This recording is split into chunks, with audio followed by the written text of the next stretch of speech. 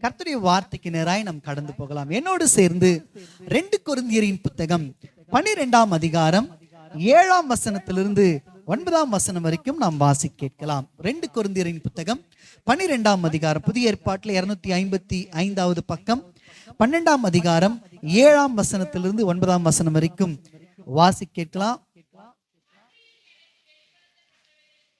அன்றியும் எனக்கு வெளிப்படுத்தப்பட்டவைகளுக்குரிய மேன்மை நிமித்தம் நான் என்னை உயர்த்தாதபடிக்கு என் மாம்சத்திலே ஒரு முள் கொடுக்கப்பட்டிருக்கிறது. என்னை நான் உயர்த்தாதபடிக்கு அது என்னை கொட்டும் சாத்தானுடைய தூதனாய் இருக்கிறது. அது என்னை விட்டு நீங்கும்படி நான் 3 தரம் கர்த்தரிடத்தில் வேண்டிக் கொண்டேன். அதற்கு அவர், என் கிருபை உனக்கு போதும், பலவீனத்திலே என் பலம் பூரணமாய் விளங்கும் என்றார். ஆகையால் கிறிஸ்துவின் வல்லமை என் மேல் தங்கும்படி என் பலவீனங்களை குறித்து நான் மிகவும் சந்தோஷமாய் மேன்மை பாராட்டுவேன். அல்லேலூயா சொல்லிடுங்க. அல்லேலூயா. அருமையானவர்களே, ஆண்டவருடைய சமூகத்துல இந்த வாரத்தின் வார்த்தைக்காக காத்திருந்த பொழுது ஆண்டவர் என் இருதயத்துல வைத்த ஒரு வார்த்தை தான் இந்த வார்த்தை. 9வது வசனத்தை நான் உங்களுக்காக வாசிக்கிறேன் பாருங்க. அதற்கு அவர், என் கிருபை உனக்கு போதும், உன் பலவீனத்துல என் பலன் பூரணமாய் விளங்கும். உன் பலவீனத்தில் என் பலன் பூரணமாய் விளங்கும். அல்லேலூயா. சத்தமர் அல்லேலூயா. அருமையானவர்களே, போன வாரத்துக்கு முந்தின வாரத்துல நம்ம எல்லாருமே உலகம் முழுவதும் எல்லா சபைகளும் சேர்ந்து பெந்தேகோஸ்தே என்னும் பண்டிகையை நம்ம என்ன பண்ணோம்னா கொண்டாடினோம். ஆமேன். முதல்ல நிரந்தரமாக பரிசுத்த ஆவியானவர் இந்த பூமியில கொடுக்கப்பட்ட அந்த நாள் தான் பெந்தேகோஸ்தே என்னும் பண்டிகை. ஆமேன். கவனிங்க அருமையானவர்களே, அந்த நாள்ல நம்ம என்ன எல்லாரும் சேர்ந்து அந்த பண்டிகையை ரொம்ப அற்புதமாக கொண்டாடினோம். அந்த நாள்ல கர்த்தருடைய வார்த்தையை கேட்டோம். கவனிங்க, அந்த நாள்ல என்ன வார்த்தையை நம்ம தியானித்தோம் அப்படின்னு உங்களுக்கு ஞாபகம் இருக்குன்னு கேட்டா, இப்ப நேரம் இல்லாதனால என்னால கேட்க முடியாததுனால நானே சொல்லிடுறேன் பாருங்க. பரிசுத்த ஆவியானவர், 1 அப்போஸ்தலர் நடபடிகள் 1:8 நம்ம வாசித்தோம். பரிசுத்த ஆவியானவர் உங்களிடத்தில் வரும் பொழுது நீங்க எப்படி இருப்பீங்கன்னா பலனடைந்து அப்படின்ற வார்த்தையை நம்ம எடுத்து தியானம் பண்ணினோம். ஆமேன். பரிசுத்த ஆவியானவர் 2000 ஆண்டுகளுக்கு முன்பாக அப்போஸ்தலர்கள் கூடியிருந்த அந்த அறையில இறங்கின பொழுது அவர்கள் எல்லாரும் பலனடைந்தார்கள் என்று நம்ம வாசித்தோம். ஆமேன். அதாவது அவர் வரும்பொழுது நமக்கு என்ன ஆகுமா? பலன் உண்டாகுமா? கவனிங்க, பரிசுத்த ஆவியானுடைய ஊழியங்கள் வேதாகமத்துல பல விதமான ஊழியங்களை நீங்க பார்க்க முடியும். விசேஷமா ஆதியில வானம், அதாவது பூமி ஒழுங்கின்மயமா இருந்த பொழுது, பூமியின் மேல் இருள் இருந்த பொழுது ஆவியானவர் ஜலத்தின் மேல அசைவாடி என்ன பண்றாருன்னா அந்த ஒழுங்கின்மயமா இருந்த அந்த பூமியை ஒழுங்குபடுத்தினார் என்று நம்ம வாசிக்கிறோம். ஆமேன். அவர் ஊழியம் எப்படிப்பட்ட ஊழியனா ஒழுங்குபடுத்துகிற ஊழியம் அப்படின்னு சொல்லி நம்ம வாசித்தோம். ஆமேன். நீங்க இயேசு கிறிஸ்துவுடைய வாழ்க்கையை எடுத்து பார்ப்பீர்களானால் அவர் உருவாவதற்கு, அவர் கர்ப்பத்துல உருவாவதற்கு இந்த பரிசுத்த ஆவியானவர் தேவைப்பட்டார் என்று பார்க்கிறோம். அப்போ நம்முடைய பரிசுத்த ஆவியுடைய ஊழியம் என்னன்னா அவர் உருவாக்குகிற ஊழியத்தை செய்கிறவராக அங்கே வெளிப்படுகிறார். இப்படியே நீங்க இயேசு கிறிஸ்துடைய வாழ்க்கையில பாத்தீங்கன்னா அவர் அற்புதங்கள் அடையாளங்கள் செய்வதற்கு அவர் பயன்பட்டார். அவர் அதாவது அந்த பாடுகளை தாங்கிக் கொள்வதற்கு பரிசுத்த ஆவியானவர் உதவி செய்தார் என்று சொல்லி பலவிதமான ஊழியங்களை இயேசு கிறிஸ்துடைய வாழ்க்கையிலிருந்து நான் உங்களுக்கு காண்பித்தேன். அது மாத்திரமல்ல, அவர் மரித்து அடக்கம் பண்ணப்பட்டு 3வது நாள் உயிரோடு கூட எழுவதற்கு இந்த ஆவியானவர் தான் அவருக்கு உதவி செய்தார் என்று நாம் பார்த்தோம். ஆமேன். அப்படின்னா ஆவியானவர் யாருன்னா உயிர்ப்பிக்கிற ஆவியானவர் அவர் இருந்தார். இப்படி வேதம் முழுக்க இந்த பரிசுத்த ஆவியாருடைய ஊழியங்களை பார்த்தீங்கன்னா ஏராளமான ஊழியங்கள், ஏராளமான ஊழியங்களை நீங்களும் நானும் பார்க்க முடியும். ஆமேன். உங்களுக்கு ஒண்ணு சொல்லட்டுங்களா? கிறிஸ்துவம் ஆவியானவர் இல்லாம இல்ல. ஆமேன். வேதாகமம் ஆவியானவர் இல்லாம இல்ல. திருத்துவம் ஆவியானவர் இல்லாம நிறைவு பெறுவது இல்லை. ஆமேன். நீங்க பிதாவை பார்த்தீங்கன்னு வச்சுங்களேன், பிதா தன்னை குறித்து எப்பவுமே பேச மாட்டார். அவர் எப்பவுமே குமாரனை குறித்தே பேசுவார். பாருங்க, இயேசு கிறிஸ்து ஞானஸ்நானம் எடுத்து கரையேறும் பொழுது பிதாவாகிய தேவன் வெளிப்பட்டு என்ன சொல்றேன்னா, இவர் என் நேசகுமாரன், இவரில் நான் என்ன பண்றேன் சொல்லுங்க சத்தமா. பிரியமா இருக்கிறேன் அப்படின்னு சொல்லுவாரு பாருங்க. நீங்க அப்படியே கிறிஸ்துவத்தின் 2ஆம் நபராக இயேசப்பா கிட்ட வந்தீங்கன்னா அவர் என்ன பண்ணுவார்னா, பரிசுத்த ஆவியானவரை குறித்து அதிகமாய் பேசுவதை நீங்க வேதாகமத்துல பார்க்க முடியும். நீங்க அப்படியே பரிசுத்த ஆவியானவர் கிட்ட வந்தீங்கன்னா அவர் இயேசு கிறிஸ்து சொன்னவைகளை நமக்கு எடுத்து போதிக்கிற ஆவியானவரா இருக்கிறார். இப்படி ஒருவரை ஒருவர் என்ன பண்றாங்கன்னா காண்பித்து அவர்களை மேன்மை பாராட்டுகிறவர்கள் தான் யாருன்னா நம்முடைய தெய்வம். ஆமென்.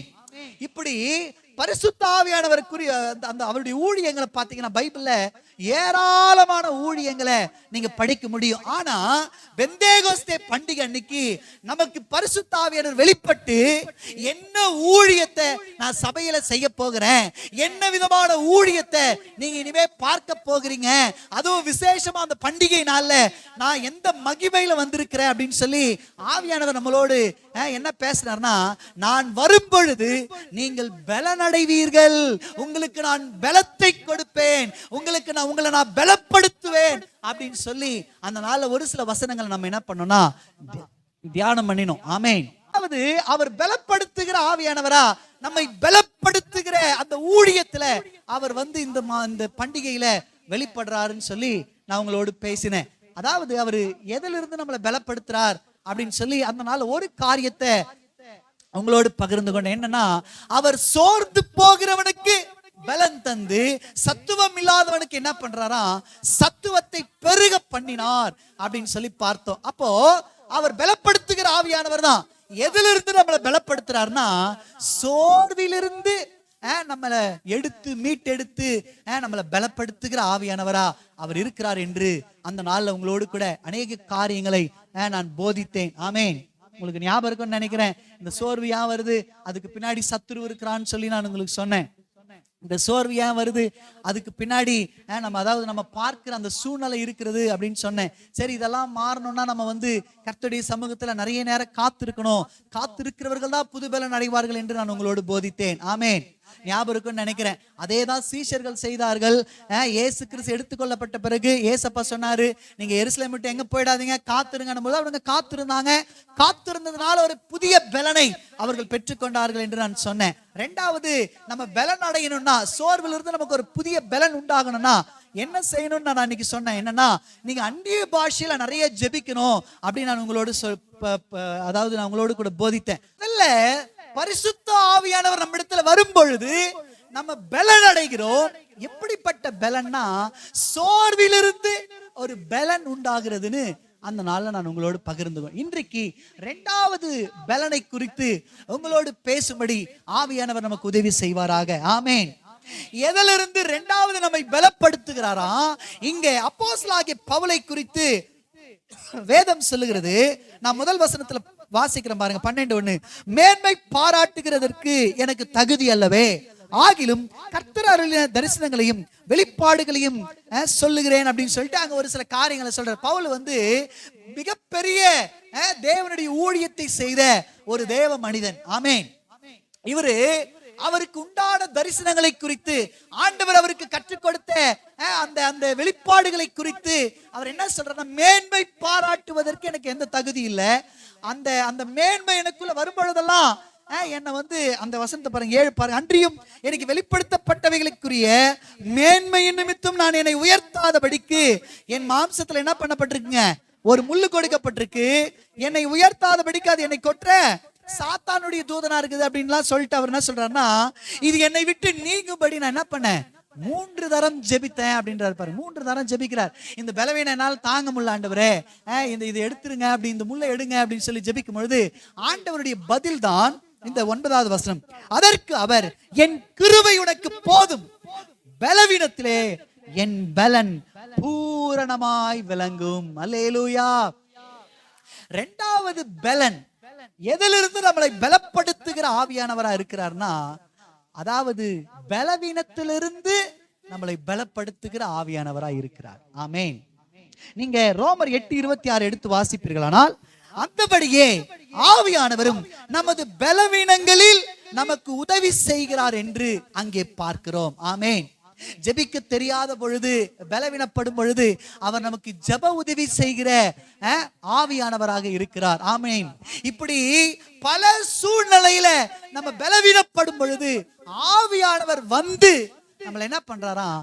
பலப்படுத்துகிறார் என்று நாம் பார்க்கிறோம். ஆமென். இன்றைக்கு என்ன ஊழியத்தை செய்யும்படி ஆவியானவர் வந்திருக்கிறார் சொல்லிடுங்க? பலப்படுத்தும்படி. ஆமென். எதுல இருந்துங்க நம்மளை பலப்படுத்த போறாரு? நம்முடைய பலவீனத்திலிருந்து. சத்தமா சொல்லுங்க. பலப்படுத்த போகிறார். நம்முடைய பலவீனத்திலிருந்து அவர் நம்மை பலப்படுத்த போகிறார். ஹோலி ஸ்பிரிட்டினுடைய பவர் இன்னைக்கு என்ன பண்ண போகுதுன்னா, நம்ம எந்த பலவீனத்தில் இருந்தாலும் அந்த பலவீனத்திலிருந்து நம்மளை மீட்டெடுத்து நம்மளை பலமாய் நிறுத்த போகிறார். அல்லேலூயா. சத்தமா அல்லேலூயா. ஒரு மொழிபெயர்ப்பு இப்படியா எழுதப்பட்டிருக்கு பாருங்க. ஆவியானவர் நமக்கு உதவுகிறார், நாம் பலவீனமானவர்கள் அப்படின்னு சொல்றார். ஆவியானவர் நமக்கு என்ன பண்றாருங்களா? உதவி செய்கிறார். ஏன்னா நாம் பலவீனமானவர்கள், ஆவியானவர் நமது பலவீனங்களில் உதவுகிறார்னு ஒரு மொழிபெயர்ப்பு சொல்லுங்க. இன்னொரு மொழிபெயர்ப்பு சொல்கிறது, நமது வலுவற்ற நிலையில் நமக்கு துணை நிற்கிறார் என்று ஆவியானவரை குறித்து சொல்லப்படுகிறது. ஆமென்.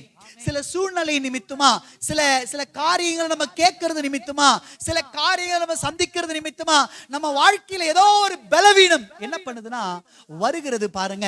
அருமையானவர்களே, இந்த பலவீனத்திலிருந்து நீங்க எப்பேற்பட்ட பலவீனத்துல வந்திருந்தாலும், ஒருவேளை ஆவிக்குரிய பலவீனமா இருக்கலாம், அல்லது சரீரத்துக்குரிய பலவீனமா இருக்கலாம். எப்பேற்பட்ட பலவீனமா இருந்தாலும், அதுக்கு பின்னாடி எப்பேற்பட்ட சக்தி இருந்தாலும், இன்றைக்கு ஆவியாருடைய வார்த்தை வருகிறது, உங்க பலவீனத்துல அவருடைய பலன் பூரணமாய் விளங்கும் என்று. ஆமென். அல்லேலூயா. அல்லேலூயா. கர்த்தரே ஆவியானவர். சொல்லுங்க, கர்த்தரே ஆவியானவர் எங்குண்டோ அங்க விடுதலை உண்டு. ஆமென். இன்னைக்கு உங்க பலவீனத்துல ஒரு பெரிய விடுதலையை உண்டாக்கும்படி ஆவியானவர் வந்திருக்கிறார். ஆமென். அப்போஸ்தலர் 1:8 அதுதான் சொல்லுகிறது. பரிசுத்த ஆவியானவர் உங்களிடத்தில் வரும் பொழுது நீங்க என்ன பண்ணுவீங்கன்னா பலனடை, ஒரு பவர் உண்டாகும். ஆமென். ஒரு பவர் உண்டாகும். அதுதான் ஆவியானுடைய பலன், அதுதான் ஆவியானுடைய பவர். ஆமென். ஒருவரும் தடுத்து நிறுத்த முடியாத பலன் அது. ஆமென். ஒருவரும் மேற்கொள்ள முடியாத பலன் அது. ஒருவரும் நம்மிடத்திலிருந்து எடுத்துக்கொள்ள முடியாத ஒரு மிகப்பெரிய உன்னதமான பலன் தான் ஆவியானுடைய பலன். ஆமென். நீங்க எந்த பலவீனத்துல வந்திருந்தாலுங்க, ஒருவேளை பவுலை போல நீங்க சொல்லலாம், ஆண்டவரே இந்த பிரச்சனை மாறணும்னு சொல்லி எத்தனையோ முறை ஜெபம் பண்ணிட்டேனே அப்படி நீங்க சொல்லியிருக்கலாம். ஒரு அந்த பிரச்சனை நிமித்தமா நீங்க பலவீனப்பட்டு வந்திருக்கலாம், சோர்வோடு கூட வந்திருக்கலாம். இன்னைக்கு ஆவியானவர் சொல்றாரு, உங்க பலவீனம் நீங்கி உங்களை நான் பலப்படுத்துவேன் என்று கர்த்தர் சொல்லுகிறார். ஆமென். அல்லேலூயா. முதலாவதாக சோர்விலிருந்து நம்மை பலப்படுத்துகிற ஆவியானவர் என்கிற தலைப்புல நம்ம கர்த்தருடைய வார்த்தை கேட்டு, இன்றைக்கு பலவீனத்திலிருந்து நம்மை பலப்படுத்துகிற ஆவியானவர் என்கிற தலைப்பிலே கர்த்தருடைய வார்த்தையை நீங்களும் நானும் கேட்க போகிறோம். ஆமென். சத்தமோர் அல்லேலூயா. அல்லேலூயா. என்ன கவனிங்க, இந்த பலன் எப்படிப்பட்டது அப்படின்னு நீங்க வேதத்தை எடுத்து பார்த்தீங்கன்னா, ஆவியானவர் நமக்கு கொடுக்கிற பலன் எப்படிப்பட்டதுன்னா, என்னாகமத்தின் புத்தகம் 23, 22, 24, 8 நீங்க எடுத்து வாசிச்சீங்கன்னா, தேவன் அவர்களை எகிப்திலிருந்து புறப்பட பண்ணினார், காண்டா மிருகத்துக்கு ஒத்த பலன் அவர்களுக்கு உண்டுன்னு பார்க்கிறோம். ஆமென். இன்னைக்கு ஆண்டவர் நமக்கு கொடுக்கிற பலன் எப்படிப்பட்டதுன்னா, நம்மள பலவீனத்திலிருந்து பலப்படுத்துவேன்னு சொல்லிட்டார் இல்லையா? இந்த பலன் எப்படிப்பட்டதுன்னா, அது காண்டா மிருகத்துக்கு ஒத்த பலனா. அல்லேலூயா. அல்லேலூயா. இஸ்ரவேல் ஜனங்களை எகிப்திலிருந்து அப்படியே வெறுமனே கொண்டு வர முடியாது கர்த்தர் அறிந்து அவர்களுக்கு காண்டா மிருகத்துக்கு ஒத்த பலனை தந்தார் என்று நாம் பார்க்கிறோம். ஆமென். மிகப்பெரிய பலத்தோடு கூட அவர்கள் புறப்பட்டு வந்தார்கள். மிகப்பெரிய தைரியத்தோடு கூட, மிகப்பெரிய ஸ்ட்ரென்த்தோடு கூட, மிகப்பெரிய பவரோடு கூட இஸ்ரவேல் ஜனங்க அந்த எகிப்தை கடந்து வந்தார்கள் என்று பார்க்க அவர்களுக்கு கர்த்தர் காண்டா மிருகத்துக்கு ஒத்த பலனை தந்தாராம். ஆமென். நீங்க ஒருவேளை ஏதோ ஒரு காரியத்தை அடிமைப்பட்டிருக்கலாம், ஏதோ ஒரு காரியம் உங்களை அடிமைப்படுத்தி வைத்திருக்கலாம். இன்னைக்கு கர்த்தருடைய வார்த்தை வருகிறது, எல்லா அடிமையின் நுகத்தை இந்த காலை நேரத்தில் பரிசுத்த ஆவியானவர் வந்து முறித்து உங்களுக்கு காண்டா மிருகத்துக்கு ஒத்த பலனை அவர் தரப்போகிறார். அல்லேலூயா. அல்லேலூயா. அடிமைதானம் மாறுங்க. ஆமென்.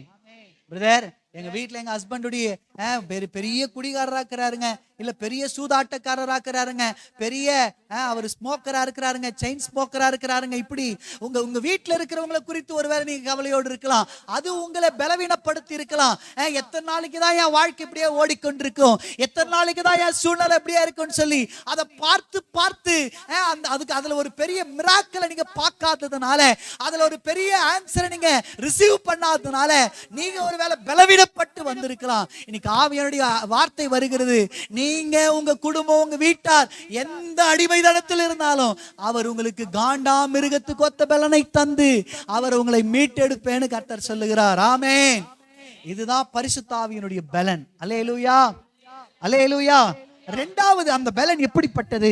உபாகமத்தின் புத்தகம் 34ஆம் அதிகாரம் 7ஆம் வசனத்தை பார்த்தீங்கன்னா, மோசே மரிக்கிற பொழுது கண் இருளடையவில்லை. கிட்டத்தட்ட மோசேக்கு 120 வயசுலயும் பலன் குறைந்து போகவில்லை என்று நீங்களும் நானும் வேதத்துல வாசிக்கிறோம். இரண்டாவது அவர் கொடுக்கிற பலன் எப்படிப்பட்டதுன்னா, அது குறைந்து போகாத பலன். அல்லேலூயா. கானா ஒரு கல்யாண வீட்டுல திராட்சை ரசத்தை அவங்க ரெடி பண்றாங்க. வேதம் என்ன தெரியுங்களா சொல்லுது?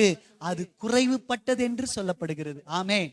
மனுஷன் கொடுக்கிற உதவி, மனுஷன் கொடுக்கிற பலன், மனுஷன் கொடுக்கிற தைரியம், மனுஷன் கொடுக்கிற சப்போர்ட் குறைந்து போகும். ஆனா கர்த்தர் கொடுக்கிற பலன் எப்படிப்பட்டது தெரியுமா? குறைந்து போகாதது. அல்லேலூயா. இன்னைக்கு உங்களுக்கு ஒரு பலன் கொடுத்து அனுப்புறாருங்க, ஒரு பவர் கொடுத்து அனுப்புறாருங்க, ஒரு ஸ்ட்ரென்த் கொடுத்து அனுப்புறாருங்க. அது குறையவே குறையாது.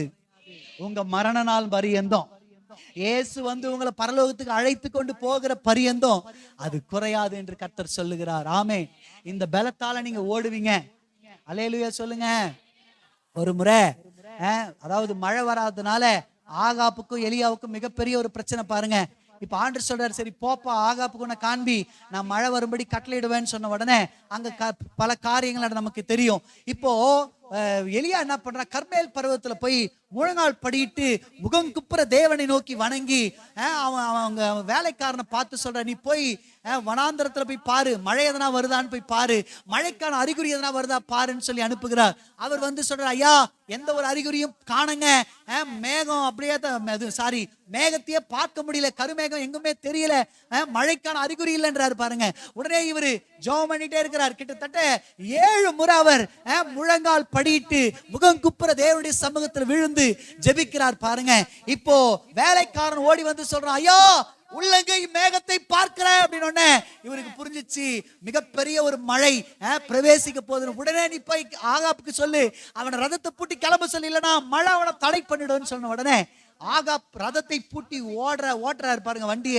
வேதம் சொல்லுகிறது, அந்த ஆகாப் ரதம் ராஜாவுடைய ரதம், அதுதான் பயங்கர வேகமா. அவங்க எல்லாம் யூஸ் பண்ற குதிரை எல்லாம் மிகப்பெரிய, அதாவது என்ன சொல்றதுன்னா எகிப்திலிருந்து வாங்கின குதிரைகள், அதெல்லாம் மிக வேகமாய் ஓடக்கூடிய குதிரைகள் பாருங்க. ஆனா வேதம் சொல்லுகிற எலியா அந்த ரதத்தை விட வேகமாய் ஓடினான் என்று. காரணம் என்ன தெரியுமா? அவர் கொடுத்த பலன். அல்லேலூயா, அல்லேலூயா. இந்த மாசம் நீங்க ஓடுவீங்க, எல்லா சூழ்நிலையும் ஒருவேளை உங்களை மேற்கொண்ட மாதிரி பார்த்திருக்கலாம். இல்லைங்க, இந்த மாசம் கர்த்தர் கொடுக்கிற பலனால நீங்க எல்லாவற்றையும் ஜெயிப்பீங்க. ஆமென். எல்லா சூழ்நிலையும் மேற்கொள்ளுவீங்க. ஆமென். எல்லா காரியத்தையும் நீங்க ஜெயிப்பீங்க என்று கர்த்தர் சொல்லுகிறார். அல்லேலூயா. அது குறையாத பலன். உங்க பலவீனத்தை மாற்றுகிற பலன் எப்படிப்பட்டது தெரியுமா? அது குறைந்து போகாது. ஏதோ ஒரு சூழ்நிலை வந்தா ஆண்டுடைய பலன் வந்து குறைஞ்சு போயிடும், அப்படியெல்லாம் இல்லை. இந்த மாசம் கர்த்தர் உங்ககிட்ட பேசுறார், அது குறைந்து போகாத பலன். ஆமென். அல்லேலூயா. அல்ல அல்ல குறையாத அன்பு, ருசிக்க ருசிக்க தேவிட்டாத அன்பு, சொல்ல சொல்ல சொல்ல முடியாத அன்பு, என் இயேசுவின், சத்தமா பாடுங்க, அள்ள அள்ள குறையாத அன்பு, ருசிக்க ருசிக்க தேவிட்டாத அன்பு, சொல்ல சொல்ல முடியாத அன்பு, என் இயேசுவின் இணையில்லாத அன்பு, என் இயேசுவின் இணையில்லா, அது குறைந்து போகாத அன்பு. ஆமென். அது நம்மை நிறைவாய் மாற்றுகிற அன்பு. அல்லேலூயா. அந்த பலன் வருங்க. இந்த ஆராதனை முடியறதுக்குள்ளே அந்த பலன் உங்க ஒவ்வொருவரையும் நிரப்ப போகிறது. அது குறையாத ஒரு பலன். ஆமென், அல்லேலூயா. மூன்றாவது யோசுவா 14:11 சொல்லுகிறது. அது எப்படிப்பட்ட பலன்னா, யோசுவா அங்க சொல்றாரு, மோசே என்ன வாலிபனா இருக்கும்போது அழைச்சார் பார் யுத்தத்திற்கு, அப்போ ஒரு பலன் இருந்துச்சு இல்லையா? இப்போ கிட்டத்தட்ட எனக்கு ரொம்ப வயசாயிடுச்சு, நான் 110 வயசு வரைக்கும் வந்துட்டேன், இன்னைய வரைக்கும் அந்த பலன் எனக்கு குறையல, நான் இன்னைக்கு யுத்தம் செய்யற அளவுக்கு பலன் இருக்குன்ற. அடுத்த பலன் என்ன தெரியுமா? நீங்க யுத்தம் செய்யத்தக்க பலன் உங்களுக்கு உண்டாகும். ஆமென். இப்போ எனக்கு கவனிங்களேன், சில சூழ்நிலையெல்லாம் நீங்க பார்க்கும் பொழுது சோர்ந்து போய் பத்துருவீங்க.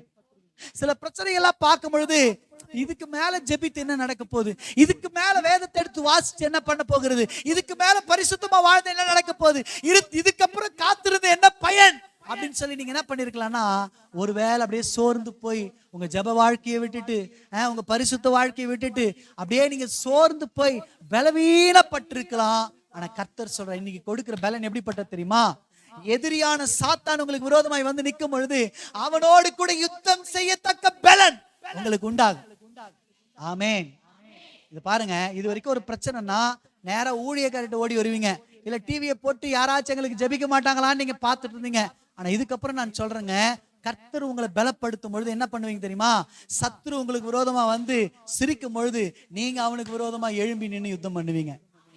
உங்களை பார்த்து ஒரு வழியாய் வந்தவன் 7 வழியா ஓட போறான். என்னங்க ஒரு ஆமேனே காணோம், ஒரு பலனே இல்லையே உங்களுக்கு. அதுக்குதான் ஆண்டவர் சொல்லி இருக்கிறார் போல இருக்கு. ஆக்சுவலா எனக்கு கவனிங்க, இந்த வார்த்தையே 2 வாரத்துக்கு முன்னாடியே என்கிட்ட பேசிட்டார்.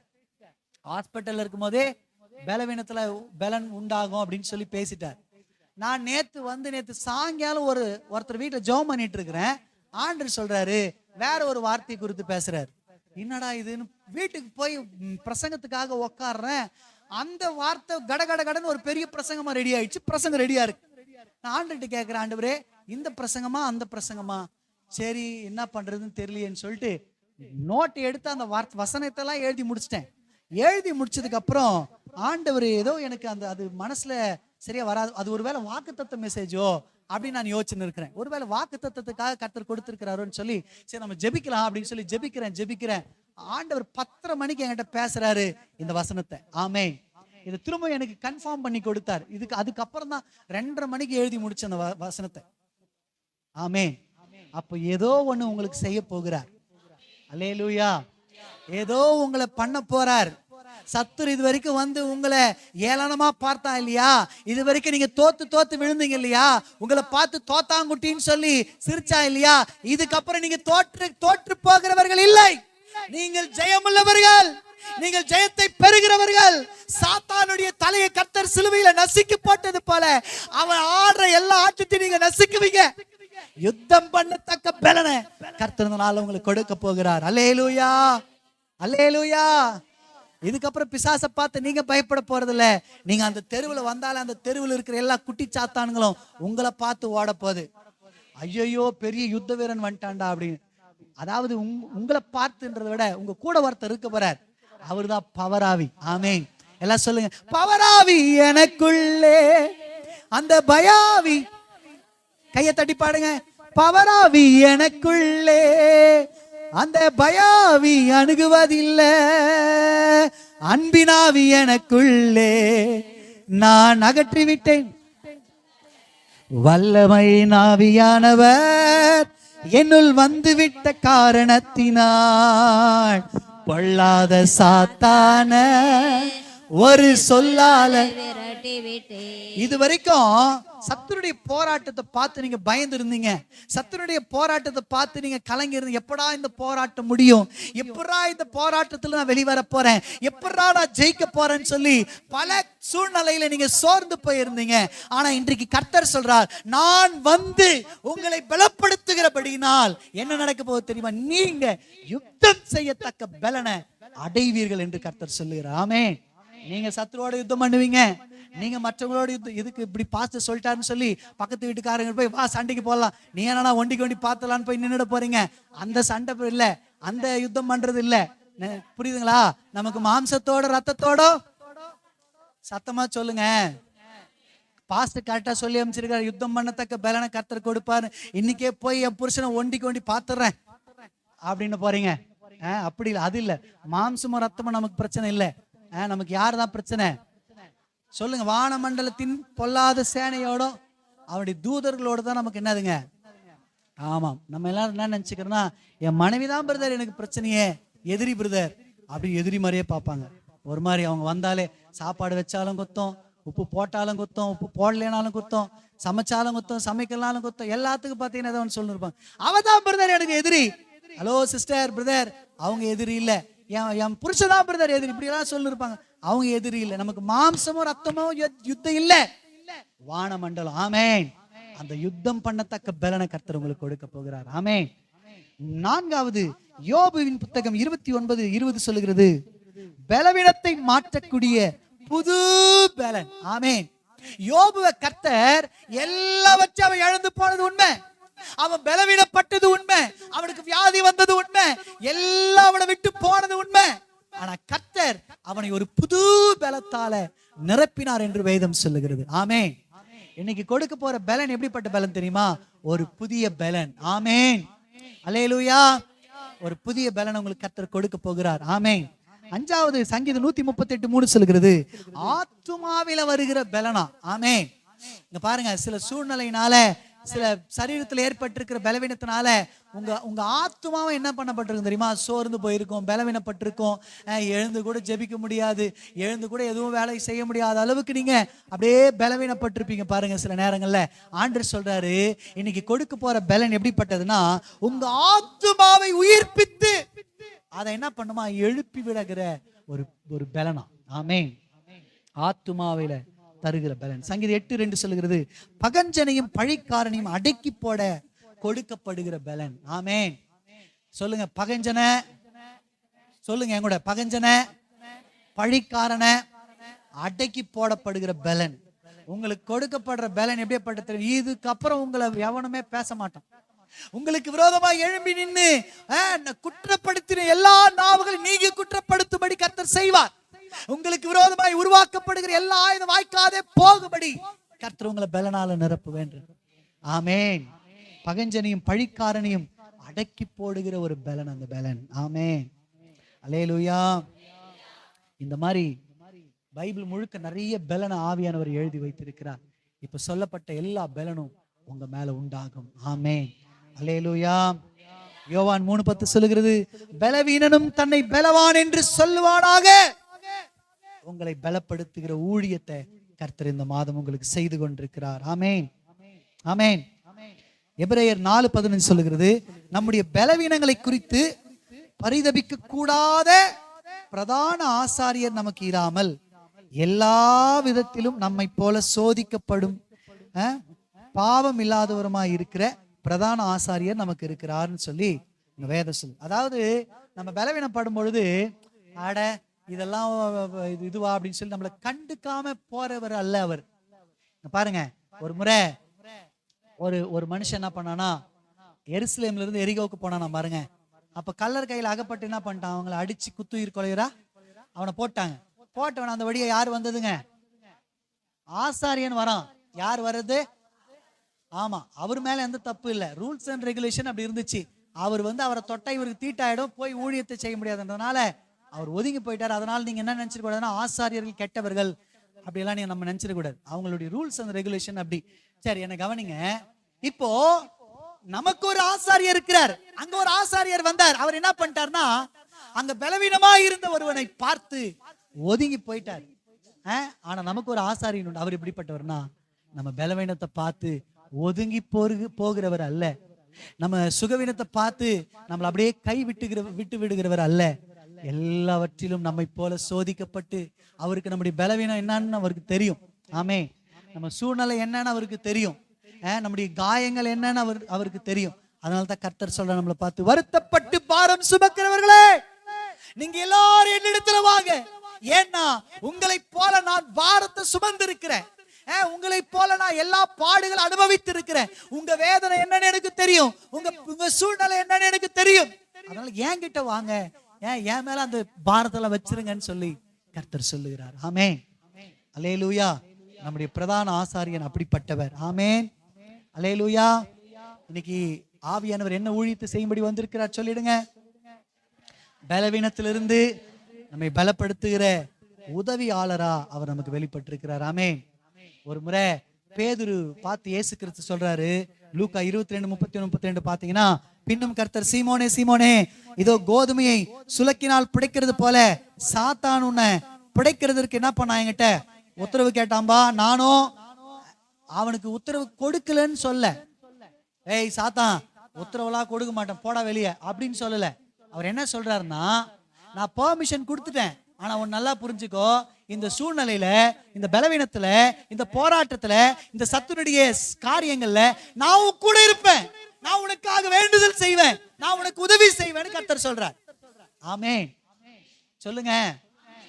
நீங்க ஒரு பாதையை கடந்துட்டு இருக்கீங்க இல்லையா, அந்த பாதையை எடுத்துருங்க ஆண்டவரே நீங்க சொல்றீங்க. ஆனா ஆண்டவர் என்ன சொல்றாருன்னா, அந்த பாதை எடுக்கிறத பத்தி நான் அப்புறமா பேசுறேன், இப்ப நான் என்ன பண்றேன்னா, அந்த பலவீனப்பட்டிருக்கிறல்ல, அந்த பலவீனத்தை மாற்றும்படி என் கிருபையை உனக்கு தரேன். அதுதான் பரிசுத்த ஆவியுடைய பலன். ஆமென். தரேன்னு சொல்றார். ஆமென். அங்க இயேசு கிறிஸ்து எப்படி தம்முடைய பரிசுத்த ஆவியானவரை கொண்டு பேதுருக்கு உதவி செய்தார், அதே போல நீங்க சுவிசேஷத்துல பாத்தீங்கன்னா, நீங்க வந்து ஆசாரியர்களால, பிரதான அந்த ஆசாரியர்கள் எல்லாம் நீங்க பிடிக்கப்படும் பொழுது, நீங்க சிறைக்கு கொண்டு போகப்படும் பொழுது, என்னத்தை பேசுவோம், எப்படி என்ன பண்ணுவோன்றதெல்லாம் கவலைப்படாதீங்க, அந்த நேரத்துல என்ன பேசணும்ன்றது ஆவியானவர் என்ன பண்ணுவார், உங்களுக்கு போதிப்பார் என்று அங்க சொல்லப்படும். அப்போ ஆவியானுடைய அந்த ஊழியம் என்ன ஊழியம்னா, பலவிதமான ஊழியங்கள். ஒரு ஊழியம் பலவீனத்துல நமக்கு உதவி செய்கிற ஒரு ஊழியம். ஆமென். அல்லேலூயா. சரி, எனக்கு கவனிங்க. நமக்கு ஒரு கேள்வி உண்டாகும், என்னன்னா, ஏன் பிரதர் என் பலவீனத்துல அவர் எனக்கு உதவி செய்யணும் அப்படின்னு நீங்க கேட்டீங்கன்னா, ஒரே ஒரு காரியத்தை தான் நான் சொல்ல போறேன். என்னன்னா, 1 கொரிந்தியர் 1:27 சொல்லுகிறது, ஞானிகளை வெட்கப்படுத்தும்படிக்கு தேவன் உலகத்தில் பைத்தியமானவைகளை தெரிந்து கொண்டார், பலமுள்ளவர்களை வெட்கப்படுத்தும்படி தேவன் உலகத்தில் பலவீனமானவைகளை தெரிந்து கொண்டார் என்று சொல்லப்படுகிறது. ஆமென். இங்க பாருங்க, பொதுவா யூதர்கள் மத்தியில பரிசேயர், சதுசேயர், வேதபாரகர்னு ஒரு பெரிய டீம் இருந்தாங்க பாருங்க அந்த காலங்கள்ல. என்ன கவனிக்கிறீங்களா? ஒரு டீம் இருந்தாங்க. அவங்க என்ன நினைக்கிறாங்க, அவங்க என்ன நினைச்சுக்கிட்டாங்கன்னா, தங்களை நாங்கெல்லாம் மிகப்பெரிய ஞானியாக்கும், நாங்கெல்லாம் மிகப்பெரிய அறிவாளியாக்கும், எங்களை தவிர வேற யாராலும் இதெல்லாம் செய்ய முடியாது, நாங்க தான் அப்படின்னு சொல்லி அவங்களை தங்களை அறிவாளிகளாக, ஞானவான்களாக, பலவான்களாக என்ன பண்ணாங்கன்னா எல்லாருக்கும் முன்பாக காண்பித்தார். அதனால தான் இயேசு கிறிஸ்து இந்த பூமிக்கு வந்து ஊழியத்தை ஆரம்பிக்கும் பொழுது அவர் என்ன பண்றாருன்னா 12 பேரை தெரிந்தெடுக்கிறார். அவங்க எல்லாம் யார் தெரியுமா? பெரிய ஞானவான்கள் அல்ல, மீன் பிடிக்கிறவங்க. ஆமென். எல்லாராலும் ஒதுக்கப்பட்டவர்கள், ஞானம் இல்லாதவங்க, பலன் இல்லாதவர்கள், அவர்களை கர்த்தர் தெரிந்தெடுக்கிறார் 12 பேரா. ஆமென். எடுத்து அவங்க மேல தம்முடைய அதிகாரத்தை கொடுத்து, தம்முடைய வல்லமையின் ஆவியானுடைய பவரை கொடுத்து அவங்களை ஊழிய செய்யும்படி அனுப்புகிறார். அல்லேலூயா. ஞானிகளை வெட்கப்படுத்தும்படிக்கு உலகத்துல அற்பமா எண்ணப்பட்ட உங்களை, அதாவது பலவீனமா எண்ணப்பட்ட உங்களை கர்த்தர் தெரிந்தெடுக்கிறார். ஆமென். அல்லேலூயா. உங்களை பார்த்தனால நிறைய பேர் சொல்லி இருக்கலாம், உங்களுக்கு என்ன தெரியும், நீங்களாம் இதுக்கு உதவ மாட்டீங்க, உங்களால செய்ய முடியாது, நீங்க இதுக்கு லாக்கி வர மாட்டீங்க, அப்படிலாம் நிறைய வார்த்தைகளை சொல்லி இருக்கலாம். நான் சொல்லட்டுங்களாங்க, அவங்க ஒருவேளை உலகத்தின் பார்வையில ஞானின்னு தங்களை சொல்லி கொண்டிருக்கலாம். அவங்களை வெட்கப்படுத்தும்படிக்கு தான் இன்னைக்கு ஆவியானவர் உங்க பலவீனத்திலிருந்து பலனை கொடுக்கும்படி வந்திருக்கிறார். ஆமென். அல்லேலூயா.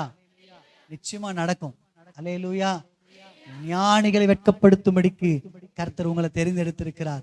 பலமுள்ளவர்களை வெட்கப்படுத்தும்படி கர்த்தர் உங்களை தெரிந்தெடுத்திருக்கிறார். ஆமென். உங்களை பலப்படுத்தும்படி ஆவியானவர் வந்திருக்கிறார். அல்லேலூயா. அல்லேலூயா. ஒரே ஒரு கரெக்டா நான் 12க்கு முடிச்சிருவேன். அது வரைக்கும் எவ்வளவு பிரசங்கம் போவோமோ அதை அப்படியே கேட்டே வாங்க, ஏன்னா நிறைய இருக்குது. ஆனா கரெக்டா நான் 12க்கு எந்த பாயிண்ட் அங்க போயிட்டு இருக்கோ அதோட நான் முடிச்சிருவேன். அதனால கொஞ்சம் கவனமா கவனிங்க, ஏன்னா இதுக்கப்புறம் தான் பிரசங்கத்துக்குள்ளே நான் போறேன். ஆமென். கவனிங்க. அது என்ன பிரதர், பலவீனத்திலிருந்து கர்த்தர் என்ன பலப்படுத்துவேன்றாரு? உண்மையிலே பலவீனம்னா என்ன? நாங்க வியாதி வந்து படுக்கிறோமே அதுவா?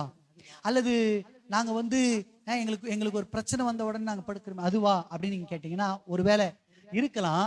ஆனா இன்னைக்கு அது அல்ல. உண்மையிலேயே பலவீனம்னா என்னன்னு நீங்க தெரிஞ்சுக்குங்க. அதாவது உங்களுக்கு வருகிற வியாதி, கஷ்டங்கள், கடன், இதெல்லாம் வந்து பலவீனங்கள் அல்ல. அது எல்லாம் கர்த்தருக்கு ரொம்ப லேசான காரியம் மாற்றுவதற்கு. ஆமென். ஆனா உண்மையிலே பலவீனம்னா என்ன வேதம் என்ன சொல்லுது அப்படின்றத நான் உங்களுக்கு காண்பிக்க போறேன். என்ன கவனிங்க, என்னோடு சேர்ந்து எடுத்துக்கொள்ளுங்க, எல்லாருமே எடுத்துக்கொள்ளுங்க. ரோமர் 7ஆம் அதிகாரம் 15ஆம் வசனத்தை எல்லாம் திருப்பிக் கொள்ளுங்களேன். உண்மையிலே பலவீனம்னா என்ன? 7:15 215 பக்கம், புதிய ஏற்பாட்டில் 215 பக்கம், ரோமர் 7ஆம் அதிகாரம் 15. எப்படி எனில், இங்க பாருங்க அப்போஸ்தலனாகிய பவுல் இங்க பேசுறாரு. என்ன பேசுறாருன்னா, எப்படி எனில் நான் செய்கிறது எனக்கே சம்மதி இல்லை. படிங்க சிஸ்டர். நான் விரும்புகிறதை செய்யாமல் நான் வெறுக்கிறதையே செய்கிறேன். அப்படி படிங்க சிஸ்டர். இப்படி நான் விரும்பாததை செய்கிறவனாய் இருக்க நியாயப்பிரமாணம் நல்லதென்று ஒத்துக்கொள்ளுகிறேனே. ஆதலால் நான் அல்ல, எனக்குள் வாசமாய் இருக்கிற பாவமே அப்படி செய்கிறது. ஆமேன். என்ன கவனிங்க, இங்க ஒரு பவுல் ஒரு ஸ்டேட்மெண்ட் கொடுக்கிறார். என்ன ஸ்டேட்மெண்ட்னா, அதாவது நான் ஒரு காரியத்தை கர்த்தருக்காக செய்யலான முயற்சி செய்கிறேன், ஆனா என்னால் என்ன பண்ண முடியல, செய்ய முடியலன்றார். அதிகாலையில் எழுந்து ஜெபிக்கலாம்னு நினைக்கிறேன் பிரதர், ஆனா என்னால ஜெபிக்க முடியல. நான் பரிசுத்தமா வாழணும்னு நினைக்கிறேன் பிரதர், ஆனா என்னால வாழ முடியல. அப்படின்னா என்ன அர்த்தம்னா, நல்லா ஒண்ணு புரிந்து கொள்ளுங்க. கிறிஸ்துவ வாழ்க்கை என்பது என்னதுன்னா, ஆண்டவருக்காக செயல்படுவது. ஆமென் சொல்லுங்க. கிறிஸ்துவ வாழ்க்கைன்றது என்னன்னா, இப்போ அதாவது என்ன சொல்றதுன்னா, உங்க பர்சனல் லைஃப்ல நீங்க ஆண்டவருக்காக வாழறீங்க பாருங்க, சில காரியங்களை செய்யறீங்க பாருங்க, அந்த காரியங்கள் இதுல நிறைய பேர் எப்படி இருக்கிறோம்னா, என்னையும் சேர்த்துதான், என்னையும் சேர்த்து எப்படி இருக்கிறோம்னா, லேகிங்ல இருக்கிறோம். அப்படின்னா என்ன அர்த்தம்னா, நம்மளால செய்ய முடியல. பரிசுத்தமா வாழலாம் நினைக்கிறோம், ஏன்னா ஆண்டவர் சொல்றாரு, பரிசுத்தம் இல்லாம தேவனை ஒருவரும் என்ன பண்ண முடியாது. பரிசுத்தமா வாழலாம் நினைக்கிறேன் பிரதர், ஏதோ ஒரு விஷயத்துல பாவத்தை செஞ்சிடறேன், தவறிடுறேன், விழுந்துடுறேன், விழுந்து போற வாழ்க்கை எனக்குள்ள இருக்கு, விழுந்து விழுந்து நான் எழறேன் அப்படின்னு நம்ம என்ன பண்றோம்னா, இன்னைக்கு முழு சபை எப்படி இருக்குன்னா அப்படி இருக்கு. ஆமென். அதுதான் பலவீனம். ஆமென். நீங்க இயேசுவுக்காக செயல்பட முடியல பாருங்க, அதுதான் பலவீனம். இன்னைக்கு ஆவியானவர் ஏன் உங்களுக்கு கொடுக்கப்படுறாரு தெரியுங்களா? நீங்க ஏசப்பாவுக்காக வாழணும், அவருக்காக எதனா ஒண்ணு செய்யணும்னு துடிக்கிறீங்கல்ல, ஆனா உங்களை ஏதோ ஒரு காரியம் தடுக்குது பாருங்க. ஒருவேளை அது நண்பர்களா இருக்கலாம், நண்பர்கள் நிமித்தமா நீங்க இயேசு விட்டு தூர போற மாதிரி இருக்கலாம். ஒருவேளை உங்க குடும்பத்தின் நபர்களா இருக்கலாம். ஏதோ ஒரு காரியம் நீங்க இயேசுவுக்காக வாழ முடியாதபடி ஏதோ ஒரு காரியம் நிக்குது பாருங்க, அதுதான் பலவீனம். ஆமென். இப்போ என்ன கவனிங்க, நான் இன்னைக்கு ஒரு தீர்மானம் எடுக்கிறேன். என்ன தீர்மானம்னா, இதுக்கப்புறம் நான் என்ன பண்ண மாட்டேன்னா, பொய்யே பேச மாட்டேன் அப்படின்னு ஒரு தீர்மானம் எடுக்கிறேன். ஆனா ஏதோ ஒரு சுச்சுவேஷன், ஆபீஸ்ல என்னுடைய அலுவல் நிமித்தமா ஏதோ ஒரு காரியத்துமா நான் பொய் பேசணும்னு வச்சுங்களேன், உடனே பிசாசு சொல்லுவான், டேய் நேத்தானே நீ தீர்மானம் எடுத்த, இதுக்கப்புறம் ஏசப்பா உன் பேச்சு காவிட்டாரு, இனிமே உன் ஜபத்தை கேட்க மாட்டாரு, இனிமே உங்ககிட்ட வரமாட்டாரு அப்படின்னு சொல்ற மாதிரி. அப்போ நம்ம என்ன பண்ணுவோம்னா, சோர்ந்து போய் பலவீனப்பட்டு, ஐயோ என்னால என்ன பண்ண முடியல, உண்மை பேச முடியலையே அப்படின்னு சொல்லி ஒரு விதமான பலவீனத்தில் இருப்போம். அதுதான் இப்போ நான் ஆண்டவருக்காக வாழணும்னு துடிக்கிறேன், வாழணும்னு ஆசைப்படுறேன், ஆனா என்னுடைய சூழ்நிலை நிமித்தமா என்ன பண்ண முடியலன்னா வாழ முடியாத மாதிரி போகுது. இப்படி இருக்கிறீங்க பாருங்க. இப்படி ஒருவேளை உங்க வாழ்க்கையில இப்படிப்பட்ட சூழ்நிலையில நீங்க கடந்துட்டு இருப்பீங்கன்னா, இன்னைக்கு ஆவியானவர் சொல்ற, இதுதான் பலவீனம். உண்மையான பலவீனம் இதுதான். பவுல் அதான் சொல்றாரு, நான் இதை செய்யக்கூடாதுன்னு நினைக்கிறேன், ஆனா செஞ்சிடறேன். இதை நடப்பிக்க கூட, இதை பார்க்க கூடாதுன்னு நினைக்கிறேன், பார்த்துடுறேன். இப்படி நான் இந்த பாதையில போக கூடாதுன்னு நினைக்கிறேன், போயிடுறேன். இது நான் அல்ல, எனக்குள்ள இருக்கிற பாவம் அப்படி செய்ய வைக்குதுன்றான். ஆமென். ஆமென். அப்ப நல்லா ஒண்ணு புரிந்து கொள்ளுங்க, ஏதோ ஒரு பாவம் உங்க வாழ்க்கையில என்ன பண்ணுதுன்னா, இடைப்பட்டு உங்களை என்ன பண்ணுதுன்னா பலவீனப்படுத்துது. ஆண்டவருக்காக உங்களை வாழ விட மாட்டேன்னு பண்ணுது, உங்களை முன்னேற விட மாட்டேங்குது. நீங்க ஒரு படி ஏறினீங்கன்னா 10 படி உங்களை இழுத்து விட்டுது. என்னதுன்னா பாவம். எல்லாம் சொல்லுங்க. என்ன நல்லா கவனிங்க. ஆவியானவர் கடந்த நாட்கள் ரொம்ப அதிகமா என் இருதயத்துல பேசின ஒரு வார்த்தை தான் இந்த வார்த்தை. என்னன்னா, இந்த பாவம் ஒரு மனுஷனுக்குள்ள வரும் பொழுது, அவன் இடம் கொடுக்கும் பொழுது, மனுஷன் தான் அதுக்கு இடம் கொடுக்குறான், அவனுக்குள்ள வரும் பொழுது இது என்ன பண்ணுதுன்னா அவனை பலவீனப்படுத்துது. ஆமென். ஒரு 3 பகுதியை உங்களுக்கு நான் காண்பிக்க விரும்புறேன். பாவம் நம்மளை ஆட்கொள்ளுகிற 3 பகுதி. எந்தெந்த பகுதியில பாவம் அதிகமா நம்மளை ஆட்கொள்ளுது? முழு சரீரம், சிந்தனை, கண்ணு, உதடு எல்லாமே இருந்தாலும் ஒரு 3 காரியங்களை வேகமா சொல்ல விரும்புறேன். முதலாவது, பாவம் நம்மளை அதிகமா ஆட்கொள்ளுகிற ஒரு பகுதி எதுன்னா கண்ணு. எல்லாம் சொல்லுங்க. என்னதுங்க? கண்ணு. நான் உங்களுக்காக ஒரு வசனத்தை வாசிக்கிறேன். லூக்கா 11:34, மத்தேயு 6:22. கண்ணானது சரீரத்தின் விளக்காய் இருக்கிறது. உன் கண் தெளிவாயிருந்தால் உன் சரீரம் முழுவதும் வெளிச்சமாயிருக்கும். உன் கண் கெட்டதாயிருந்தால் உன் சரீரம் முழுவதும் இருளாயிருக்கும். ஆகையால் உன்னில் உள்ள வெளிச்சம் இருளாகாதபடிக்கு எச்சரிக்கையாயிரு. இன்னைக்கு ஒரு எச்சரிப்பின் சத்தத்தை பரிசுத்த ஆவியானவர் பேசுகிறார். அது என்ன தெரியுங்களா? உங்க கண்கள்ல நீங்க ரொம்ப ஜாக்கிரதையா இருக்கணும்.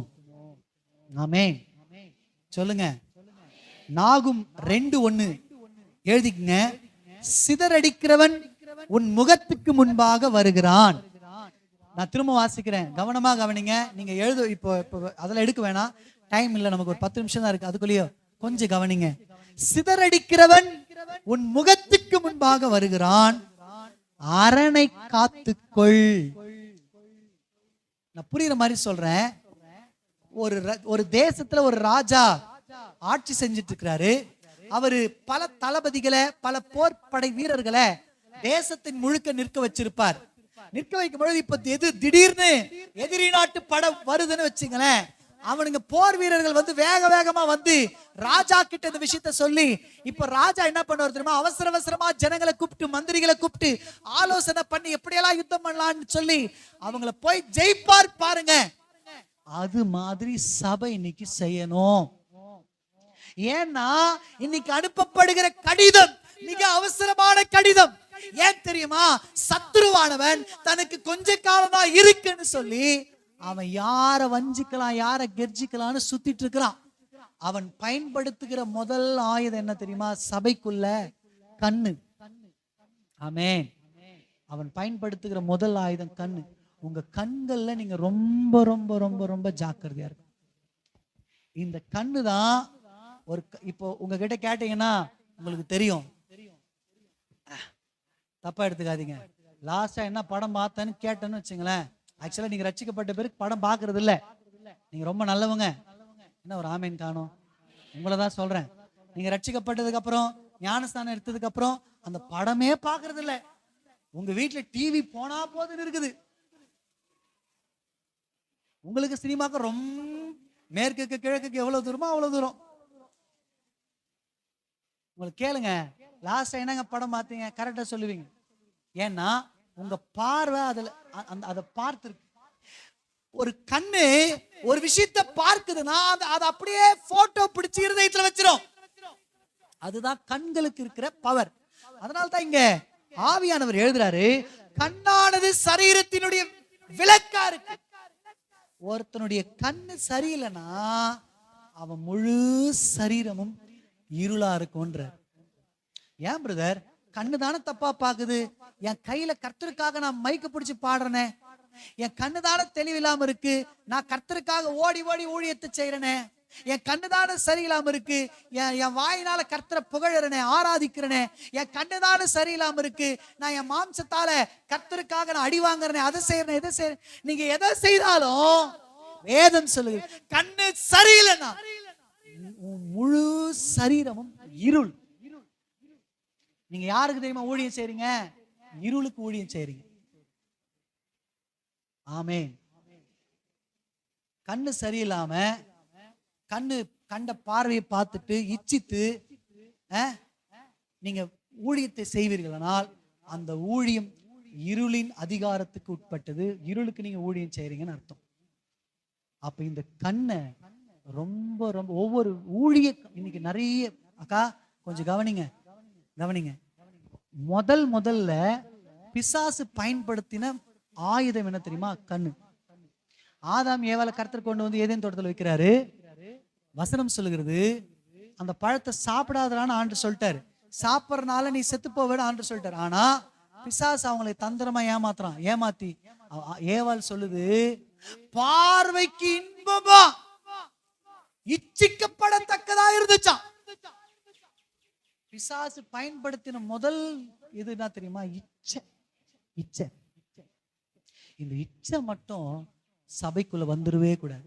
முக்கியமா வாலிப பிள்ளைங்களுக்கு சொல்றேன், எந்த பையனை பார்த்தாலும் என்ன பண்ணக்கூடாது? பட்டர்ஃப்ளை பறக்க கூடாது. என்ன சொல்ல மாட்டேன்றீங்க? எல்லா ஆம்பளை பிள்ளைக்கும் சொல்றேன், எந்த பொண்ணை பார்த்தாலும் பட்டர்ஃப்ளை பறக்க கூடாது. உங்களுக்கு பட்டர்ஃப்ளை பறக்க வேண்டிய ஒரே நபர் யாருன்னா கர்த்தர் தான். எத்தனை ஐ லவ் வேணாலும் அவருக்கு சொல்லிங்க, எத்தனை காதல் கடிதத்தை வேணாலும் அவருக்கு போடுங்க, தப்பே இல்லை. ஆமே, அல்லேலூயா. இந்த கண்ணு மட்டும் சரியில்லைன்னா, இன்னைக்கு இருக்கிற சமுதாயத்துல வாலிபர்கள் மட்டும் இல்லைங்க, வாலிபர்கள் கூட நம்பிடலாம் சில நேரத்துல. ஆனா கொஞ்சம் அப்படியே வயசாகி கல்யாணம் ஆகி குழந்தைலாம் பெற்று கொஞ்சம் வயசாகுது, அந்த மாதிரி ஆட்களை தான் நம்ம இன்னைக்கு செய்தியை பாருங்க. வயசான ஆளுங்க பண்ற அட்டுடியும் தாங்க முடியல. கொஞ்சம் நஞ்சம் இல்லைங்க. இன்னைக்கு பிசாசு தனக்கு கொஞ்ச காலம் தான் இருக்கு, அவருடைய இயேசு கிறிஸ்துவின் வருகை அதிசீக்கிரம் அவன் தெரிஞ்சு இந்த இச்சைய இந்த கடைசி நாட்கள் அதிகமா கட்டவிழ்த்து விட்டு இருக்கிறான். இந்த கண்கள்ல ஒரு பலனை கொடுக்கும்படிதான் ஆவியானவர் இன்னைக்கு வந்திருக்கிறார். ஆமே. உங்க கண்கள் தெளிவுலதான் இருக்கணும். இங்க கவனிங்க, நம்ம மாம்சத்தில் இருக்கிறதுனால, உலகத்தில் இருக்கிறதுனால கண்டிப்பா நிறைய போராட்டங்கள் நமக்கு வரும். ஒரு ஊழியக்காரர் சொல்றாரு, நிறைய இச்சைகளால பாதிக்கப்படுறவங்க யார் தெரியுமா? ஊழியக்காரங்கன்ற. ஆமே, சொல்ல மாட்டேன்றீங்களே நீங்க. அதுக்கு ஏத்த மாதிரியே நீங்க செய்தியை பாருங்க. நீங்க எத்தனை ஊழியக்காரங்க அந்த இச்சையில மாட்டி அவமானப்பட்டு செய்தியில அவங்கள போட்டு கிழின்னு கிழிக்கிறாங்க. நம்ம கேட்கறதுக்கே ரொம்ப மனசு கஷ்டமா இருக்கு. கேட்கறதுக்கே ரொம்ப ரொம்ப கஷ்டமா இருக்கு. கிறிஸ்துவ நிமித்தமா அடிக்கப்படுறாங்களா, அது பெருமையா ஏத்துக்கலாம். நான் போய் சுவிசேஷம் சொன்னேன்னு சொல்லிட்டு என்னை உதைக்கிறாங்களா, பெருமையா வரலாம். சர்ச்சில் வந்து பெருமையா நிக்கலாம். நான் போய் இயேசுவை பத்தி சொன்ன, வச்சாங்க, ரத்தம் வந்துச்சு, அடிபட்டுச்சு, சந்தோஷமா வரலாம் சர்ச்சுக்கு. ஆனா பெண்கள் விஷயத்துல மாட்டி அவமானப்பட்டு இன்னும் சிலர் இருக்கிறாங்க. நாங்கெல்லாம் ஊழியம் செய்யறோம்னு சொல்லிக்கொண்டே பெண்களை தவறாய் நடத்தி கொண்டிருக்கிற எத்தனையோ ஊழியக்காரங்கள் எனக்கு தெரியும். ஆமே, ஆமே. இன்னைக்கு இந்த இச்சை என்ன பண்ணுதுன்னா ஒவ்வொருவரையும், அதுக்கு விதிவிலக்கே இல்லைங்க. ஆமே, ஆமே. சத்துரு இயேசு கிறிஸ்துவுக்கே இந்த இச்சையை கொண்டு வந்தான். ஃபாஸ்டிங் 40 நாள் இருக்கிறாரு. சோதனை காலம் முடியும் பொழுது, அது மன்னிக்கணும், அந்த 40 நாள் ஃபாஸ்டிங் முடியும் போது பசி உண்டாயிடுச்சான். கரெக்டா வரான் பாருங்க அவன். பிசாசு எப்ப தெரியுமா வருவான்? கவனிங்க, நீங்க அந்த தாகத்தோடு இருக்கிறீங்க பாருங்க, எப்படா ஒரு தேவைகளோடு இருக்கிறீங்க பாருங்க, அப்போ கரெக்டா வந்து உங்களை அடிப்பான். தனிமையில இருப்பீங்க பாருங்க, அப்ப வந்து கரெக்டா உங்களை பிடிப்பான். ஏசு இப்ப பசி உண்டாகுது, கூட்டு போய் நிக்க வச்சு காண்பிக்கிறான். சகல ராஜ்யங்கள் எனக்கு கொடுக்கப்பட்டிருக்கு. யாரு கொடுக்கப்பட்டிருக்கா? ஆண்டவர் ஒத்துக்கிறார். ஆமாண்டா, நான் வந்து என் பிள்ளைகளாகிய ஆதாமுக்கு ஏவாளுக்கு இந்த மனித குலத்துக்கு கொடுத்தேன். நீ தந்திரமா ஏமாத்தி அவங்களை பாவத்துக்கு உட்படுத்தி என்ன பண்ணிட்ட? திருடிட்ட. நீ திருட, நான் ஒத்துக்கிறேன், நீ திருடிட்டு தான். அவன் சொல்றான், இது எல்லாத்தையும் திரும்ப உங்ககிட்ட கொடுக்குறேன் அப்படின்றான் பாருங்க. எல்லாத்தையும் காண்பித்து அவருக்குள்ள ஒரு அந்த ஆசையை தோண்ட பாக்குறான். ஆண்டவர் சொல்றார், அவனை அப்பாலை போ சாத்தானேன்னு சொல்லி அவனை அனுப்பினார். இதுதான் பரிசுத்த ஆவியினுடைய பலன். ஆமென்.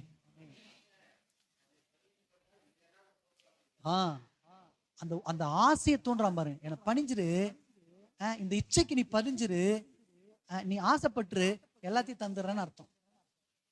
ஆமென். இந்த இச்சை மட்டும் சபைக்குள்ள இருக்கவே கூடாது. பைபிள்ல நிறைய விதமான இச்சைகளை குறித்து வேதம் சொல்லுகிறது பாருங்க. நிறைய பேர் இந்த இச்சை நிமித்தமா தான் விழுந்து போறாங்க. யார் சொல்லுங்க? ஆதாம் ஏவாள் விழுந்து போனது இச்சையினாலதான். அப்புறம் வெரி குட், சிம்சோன் விழுந்து போனது சொல்லுங்க பாருங்க, அவன் கண்களால இச்சித்தான். ஒரு முறை காசாக்கு போறான், ஒரு முறை தெலீலால் தேடி போறான், அப்படி தேடி போறான், கண்களால இச்சித்தான். கடைசியில அவனை என்ன பண்ணாங்க தெரியுங்களா? பெலிஸ்தியர் அவன் கண்ணை பிடுங்கிட்டாங்க. கண்ணை பிடுங்கி அவனை வேடிக்கை பொருளாம மாத்திட்டான். பிசாசு அப்படிதான் செய்வான். ஆமே. அந்த இச்சைக்கு மட்டும் நம்ம இடம் கொடுக்க கூடாதுங்க. அதனாலதான் ஆண்டவர் அந்த 10 கட்டளையில ஆண்டவர் சொல்றாரு, பிறருக்குண்டான யாதொன்றையும் நீ என்ன பண்ணாத. அதை விட பயங்கரமான ஒண்ணு ஏசப்பா சொல்லி இருக்கிறாரு. என்ன தெரியுமா? ஒரு ஸ்திரீயை இச்சையோடு பார்க்க கூடாதுன்னு, விபச்சாரம் செய்யாதிருப்பாயாக என்று பூர்வத்தாருக்கு என்ன பண்ணப்பட்டுச்சு? பழைய ஏற்பாட்டு பரிசுத்தவான்கள் சொல்ல. இப்ப நான் சொல்றதை கேளு தம்பி. ஒரு பெண்ணை இச்சையோடு பார்க்கிற எவனும் அவளோடு கூட தன் இருதயத்துல என்ன பண்ணியாச்சு? அவ்வளவுதான்றார். அப்போ இந்த கண்ணை சபைக்குள்ள இருக்கிற கர்த்தருடைய பிள்ளைங்க எந்த அளவுக்கு ஜாக்கிரதையா பாதுகாத்துக் கொள்ளணும் பாருங்க. உங்க முழு சரீரத்தையும் கெடுக்கிறது இதுதான். போனை தள்ளிட்டே நீங்க ஒண்ணுமே பார்க்க மாட்டீங்க, போனை தள்ளிட்டே வருவீங்க. திடீர்னு தேவையில்லாத ஒண்ணு வரும், உங்க கண் அதை பிக்சர் பிடிச்சிரும். பிடிச்சிட்டு உங்க இருதயத்துல போய் ஸ்டோர் ஆயிடும். இப்போ ஒண்ணும் பண்ணாது. நீங்க தனியா இருக்கும் பொழுது, உங்களுக்கு பிரச்சனைன்னு வரும்போது, உங்களுக்கு சோதனை காலம்னு ஒண்ணு வரும்பொழுது, அப்ப பிசாசு அந்த போட்டோவை எடுத்து என்ன பண்ணுவோம் தெரியுமா? உங்க வாழ்க்கையில செயல்பட ஆரம்பிப்பான். கண்ணை மட்டும் ரொம்ப ஜாக்கிரதையா பாதுகாத்துக் கொள்ளணும். ஆமென். அல்லேலூயா. யோபு சொல்றாரு, என் கண்ணோடு உடன்படிக்கை பண்ணிருக்கிற ஆண்டவரே, ஒரு கன்னியின் மேல் நான் எப்படி இருப்பேன்? நினைப்பா இருப்பது எப்படி அப்படின்றது. லோத்தின் மனைவி இச்சித்ததுனால விழுந்து போனான். அவளுக்கு என்னன்னா, ஐயோ என் வீடு ஆஸ்தியில விட்டுட்டு வந்துட்டேனே, இச்சை. பின்னிட்டு திரும்பி பார்த்துன்னா ஆயிட்டா, பேசுங்க என் கூட, உப்புத்தூண் ஆயிட்டா. இச்சையினால விழுந்து போயிட்டா. ஆகான் என்கிற ஒரு மனுஷன் யோசுவா ஜனங்களெல்லாம் வழி நடத்தி வரும்போது யோசுவா சொல்ற, டேய் இந்த ஊர்ல இந்த பட்டணத்துல ஒரே சின்னம், நீங்க எதுவுமே எடுக்கக்கூடாதுன்னு. ஆகான் இச்சித்து எடுத்து சில வெள்ளி பணத்தெல்லாம் எடுத்து அவன் இச்சித்து எடுத்துட்டான் பாருங்க. அது நிமித்தம் அவன் செத்தே, அவன் மட்டும் இல்லைங்க, அவன் குடும்பமே செத்து போச்சு. இச்சித்து விழுந்து போனவர்கள். ஆமே. கேயாசி போர்த்திபாவுடைய மனைவி, இவங்கெல்லாம் யாருன்னா இச்சையினால இழுப்புண்டு விழுந்து போனவர்கள். ஆமே. இந்த இச்சை முழுக்க சாத்தானுடைய குணம். என்னதுங்க சொல்லுங்க? சாத்தானுடைய குணம். நான் இந்த ஒரு காரியத்தை தான் சொல்லி முடிக்க போறேன், அடுத்த 2 காரியத்தை சொல்ல போறதுல. என்னென்ன இச்சைகள் நமக்குள்ள கிரியை செய்யணும் பைபிள் சொல்லுதுன்னா, பாளையத்துக்குரிய இச்சை, சரீரத்துல வருகிற இச்சை, உலக பிரகாரமாக வருகிற இச்சை, அவயங்களில் வருகிற இச்சை, பிசாசின் இச்சை, கண்களின் இச்சை, துரிச்சை, சுய இச்சை, மோக இச்சை, மாம்ச அசுத்த இச்சை, பாவ இச்சைகள், ஆசை இச்சைகள், ஆத்துமாவுக்கு விரோதமாய் போர் செய்கிற இச்சைகள். 1 பேதுரு 2ஆம் அதிகாரத்துல 11ஆம் அதிகாரத்து வரைக்கும் வச்சு இவ்வளவு இச்சைகளை சொல்லப்பட்டிருக்கு. ஆமென். எதெல்லாம் நமக்கு இச்சை இருக்க கூடாதுன்னு பைபிள் சொல்லு தெரியுங்களா? பாருங்க, ஆகாரத்துல இச்சை இருக்க கூடாது. நாங்க அதனாலதான் ஆண்டவர் சொல்றாரு, நீ போய் ஒரு போஜனத்துக்கு முன்னாடி உட்காருறியா, அது உனக்கு இச்சையா தொண்டையில கத்தி வைன்றார்.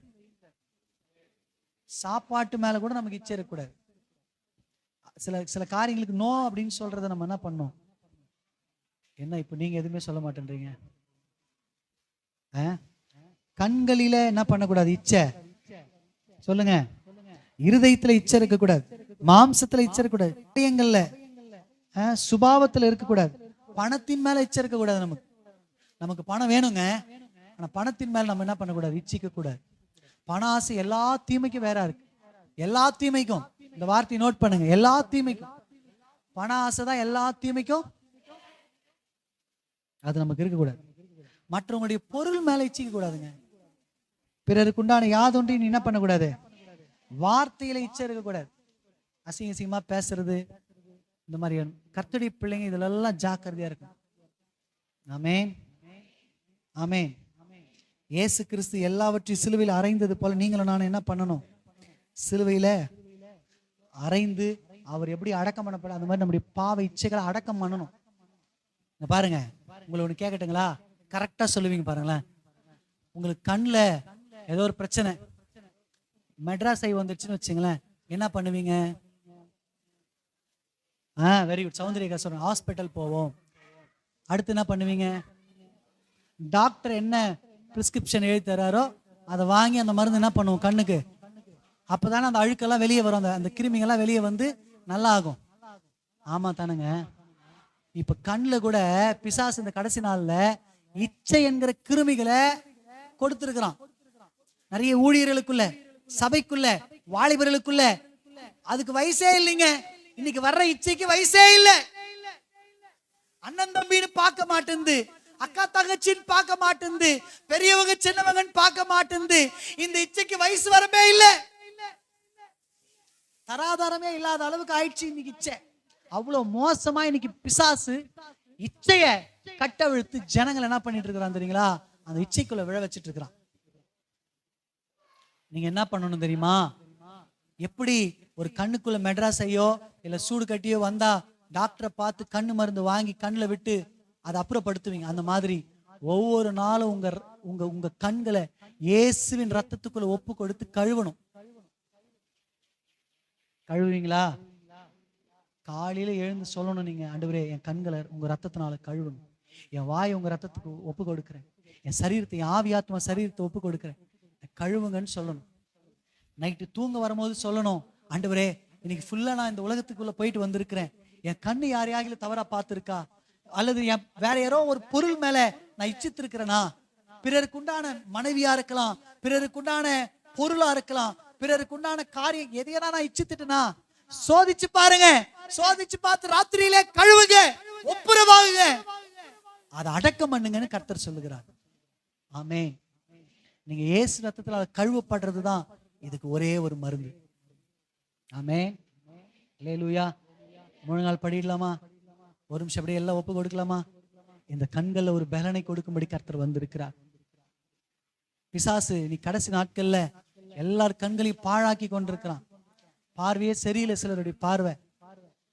இன்னைக்கு அந்த கண்கள் ஒரு பலனை கொடுத்து இச்சை நம்மளை மேற்கொள்ளாதபடிக்கு, பாவம் நம்மளை மேற்கொள்ளாதபடிக்கு. சில நேரங்களில் சிலருடைய புடவை பார்த்தா ஐயோ நமக்கு இப்படிப்பட்ட புடவை இல்லையே, சில பொருளை பார்க்கும்போது யோசிப்பாங்க, ஐயோ இப்படி இருந்தா நமக்கு நல்லா இருக்குமே. இல்ல இல்ல இல்ல, பொருள் மேல மற்ற காரியம் நமக்கு இச்சை வரக்கூடாது. எல்லாம் கண்களை மூடுங்க, எல்லாம் கண்ணை மூடி ஜெபம் பண்ணுங்க. ஆண்டவரே பலவீனத்துல பலப்படுத்துவேன்னு சொன்னீங்களே, சொல்லுங்க, எல்லாம் ஓப்பனா சொல்லுங்க. ஆண்டவரே எங்க கண்கள் சரியில்லை, ஆண்டவரே எங்க கண்கள் உங்க ரத்தத்தினால கழுவுங்கப்பா. சொல்லுங்க எல்லாரும் சத்தமா, ஹல்லேலூயா ஹல்லேலூயா. இந்த கண்களின் இச்சைதான் பொறாமையை கொண்டு வருது. அவன் நல்லா இருக்கிறான், என்னால் நல்லா இருக்க முடியலையே. அவன் உயர்ந்துட்டே போறான், என்னால் உயர முடியலையே. அவன் இப்படி இருக்கிறான், நான் இப்படி இருக்கிறேனே. இந்த இச்சை தான் இதெல்லாமே இச்சையின் வகைகள். இதெல்லாம் எல்லாம் ஜெபம் பண்ணுங்க, ஜெபம் பண்ணுங்க. இந்த இச்சை எங்களை தொடக்கூடாது ஆண்டவரே. சத்தமா சொல்லுங்க, இந்த இச்சை எங்களை தொடக்கூடாது ஆண்டவரே. மாம்சமான யாவர் மேல் ஊற்றுவேன் என்று மக்கள் எல்லாம் இறைவாக்கு உரைக்க வேண்டும். இன்னைக்கு ஒரு பலனை தந்து கர்த்தர் அனுப்ப போகிறார். எல்லாம் அப்படியே முழங்கால் படிட்டு கொஞ்ச நேரம் கண்ணை மூடி சொல்லுங்க, மாம்சமான யாவர் மேலும் ஊற்ற வேண்டுமே, மக்கள் எல்லாம் இறைவாக்கு உரைக்க வேண்டுமே. ஊற்றுமையா உங்க வல்லமையை. கைத்தட்டி பாடுங்க, சத்தமா பாடுங்க. நான் தாகத்தோடு காத்திருக்கிறோம், ஊற்றுமையா உங்க வல்லமையை, தாகத்தோடு காத்திருக்கிறோம். ஆவியானவர் இப்பொழுது ஒவ்வொருவரும் மீது அசைவாடுவீராக. ஆவியானவர் ஒவ்வொருவரையும் பலப்படுத்துவீராக. உங்க பலவீனத்திலிருந்து பலப்படுத்துவேன்னு சொன்னீங்களா ஆண்டவரே. எங்க கண்கள் சரியில்லை ஆண்டவரே, எங்க கண்கள் சரியில்லை ஆண்டவரே, எங்க கண்கள் சரியில்லை ஆண்டவரே. இந்த கண்களை ஒரு புதிய பலனை கொடுக்கும்படி, காண்டாம் மிருகத்துக்கு ஒரு ஒத்த பலனை கொடுக்கும்படி இப்பொழுது ஒவ்வொருவரும் மீது இறங்குவீராக, ஒவ்வொருவரும் மீது இறங்குவீராக. மாம்சமான யாவர் மேல் ஊற்றுவேன் என்று மக்கள் எல்லாம் இறைவாக்கி உரைக்க வேண்டும். சத்தமா, மாம்சமான யாவர் மேல் ஊற்ற வேண்டுமே, மக்கள் எல்லாம் உரைக்க வேண்டுமே. ஊற்றுமையா உங்க வல்லமையை, தாகத்தோடு காத்திருக்கிறோம். நாங்கள் தாகத்தோடு காத்திருக்கிறோம். முதியோர் மேலும் இளைஞர் ஊற்ற வேண்டுமே. மக்கள் எல்லாம் நிறைவாக்கி, சத்தமா சொல்லுங்க, சத்தமா. முதியோர் மேலும் இளைஞர் ஊற்ற வேண்டுமே. மக்கள் எல்லாம் நிறைவாக்கி உரைக்க வேண்டுமே. ஊற்றுமையா உங்க வல்லமையை. ஆவியானவரே, ஒருத்தரை விடாதீங்கப்பா, ஒருத்தரை விடாதீங்கப்பா. ஒருத்தரும் சத்ருவுக்கு அடிமைப்பட்டு போயிடக்கூடாது ஆண்டவரே. ஒருத்தரும் இந்த இச்சைக்கு அடிமைப்பட்டு போயிடக்கூடாது ஆண்டவரே.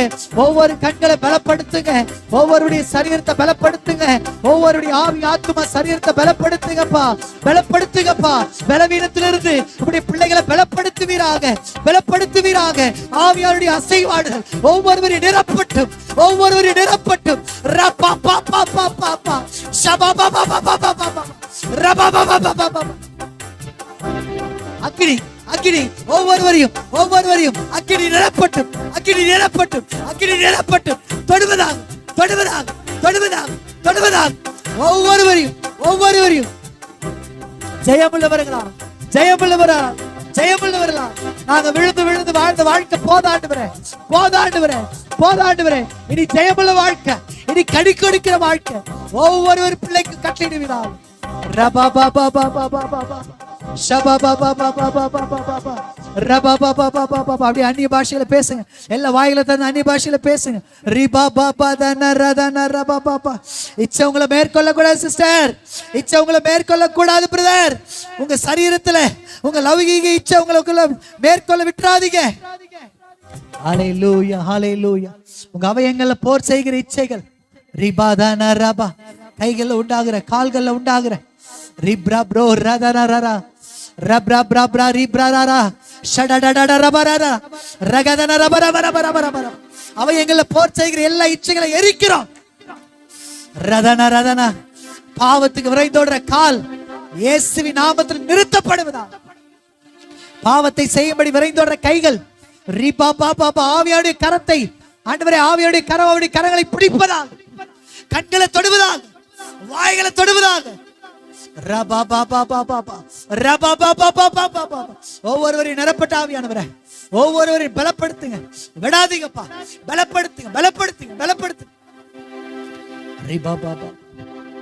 அவளை பலப்படுத்தினீங்களே, பலவீனத்துல உங்க பலனை தந்து ஆண்டவரே, அந்த அந்த ஆண்டவரே காரியத்தை ஜெயிக்கும்படி செய்திர. உங்க பிள்ளைங்களை ஜெய கிறிஸ்து பிள்ளைகளா மாற்றுங்கப்பா, ஜெயிக்கிற பிள்ளைகளா மாற்றுங்கப்பா. நீர் ஜெய கிறிஸ்துவாச்சே, கல்வாரி சிலுவையில் எல்லாவற்றையும் அறைந்து அடக்கம் பண்ணப்பட்டு எல்லாவற்றையும் ஜெயித்தவராய் எழும்பினீரே, எழுப்பினீரே. எங்களை எழுப்பிடுங்கப்பா. ரபா பாபா பாபா. கேட்கிற எவனும் பெற்றுக் கொள்ளுகிறான், கேட்கிற எவனும் பெற்றுக் கொள்ளுகிறான். ரிபா ரபா ரபா ரபா ரபா ரபா ரபா ஷபா பாபா பாபா பாபா பாபா. ஒவ்வொருவரையும் நிரப்புங்கப்பா, நிரப்புங்கப்பா. நாங்க இச்சைகளை ஜெயிக்கிறவங்களா இருக்கணும் ஆண்டவரே, எங்க கண்களை ஜெயிக்கிறவங்களா இருக்கணும் ஆண்டவரே, எங்க மாம்சத்தை ஜெயிக்கிறவங்களா இருக்கணும். சத்துரு எங்களை போராடி நாங்க தோற்று போறவங்களா இருக்க கூடாது. விழுந்து விழுந்து வாழ்ந்த வாழ்க்கை போதும். ரிபா பாபா பாபா பாபா ஷபா பாபா பாபா ரகதன ரபா பாபா பாபா பாபா. ஆவியாருடைய பலன் நிரப்பட்டும். ரிபாதன ரதன ரபா ரபா ரபா ரபா ரிபா பாபா பாபா பாபா பாபா. அநேகர் மேல கர்த்தர் மெல்லிய காற்று போல இறங்கி கொண்டிருக்கிறார். சிலர் உணர்றீங்க, சிலர் உணர்றீங்க மெல்லிய காற்று போல. சிலருக்கு ஏதோ வளர்றது போல உங்க வாயை பரிசுத்த ஆவியானவர் தொடுகிறார். எதனா ஒண்ணு பேசுங்க, எதனா ஒண்ணு பேசுங்க. உங்களுக்கு என்ன பேச தோணுதோ பேசுங்க.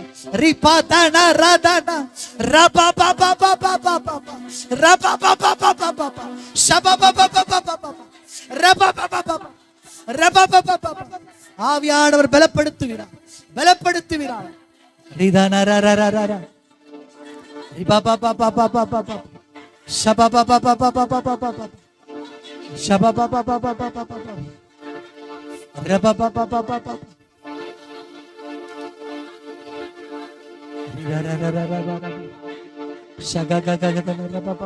பேசுங்க, பேசுங்க. ஆவியானவர் உங்களை தூண்டுறார். அந்நிய பாஷை பேசுறதுக்கு உங்களை தூண்டுகிறார். சத்தமா பேசுங்க. மத்தவங்க என்ன பாக்குறாங்க பேசுறாங்க நினைக்காது. தயவுசெய்து பேசுங்க, வாயில திறந்து அந்நிய பாஷை கொஞ்ச நேரம் பேசு. உங்களை பலப்படுத்த ஆவியானவர் வந்திருக்கிறார். பவுலை பலப்படுத்தினவர், பேதுருவை பலப்படுத்தினவர், உங்களை பலப்படுத்தும்படி வந்திருக்கிறார். உங்க பலவீனத்திலிருந்து பலனை கொடுக்க வந்திருக்கிறார். நீங்க எதுல தோத்து பாருங்க? உங்க சரீரத்திலையா, உங்க ஆவியிலையா, உங்க ஆத்துமாவிலையா, உங்க பார்வையிலையா, உங்க செவியிலையா, உங்க வாயில எதுல தோத்து பாருங்க? இன்னைக்கு தோத்து போற காரியத்துல ஒரு ஜெயத்தை கொடுக்க கர்த்தர் வந்திருக்கிறார். ரபா பாபா பா. கர்த்தரே ஆவியானவர், கர்த்தரே ஆவியானவர். அந்த ஆவியானவர் எங்க உண்டோ அங்கு விடுதலை உண்டு. ரிபா பாபா பாபா பாபா ஷபா பாபா ரக்ரர ரபா பாபா பாபா ரிபா ரரரரரரரர பாபா பாபா பாபா ரிபா பாபா பாபா பாபா. நன்றி ஆவியானவரே, நன்றி ஆவியானவரே. எங்க சபை தோத்து போற சபை இல்ல, எங்க சபை ஜெயிக்கிற சபை. ஆகாரத்துல ஒரு ஜெயம் உண்டாகட்டும், மாம்சத்துல ஒரு ஜெயம் உண்டாகட்டும், பார்வையில ஒரு ஜெயம் உண்டாகட்டும், பேச்சில் ஒரு ஜெயம் உண்டாகட்டும், செவியில ஒரு ஜெயம் உண்டாகட்டும், இருதயத்துல ஒரு ஜெயம் உண்டாகட்டும், கைகள் ஒரு ஜெயம் உண்டாகட்டும், கால்கள் ஒரு ஜெயம் உண்டாகட்டும், ஆவி ஆத்துமா சரீரத்துல ஒரு ஜெயம் உண்டாகட்டும். பலப்படுத்துங்கப்பா.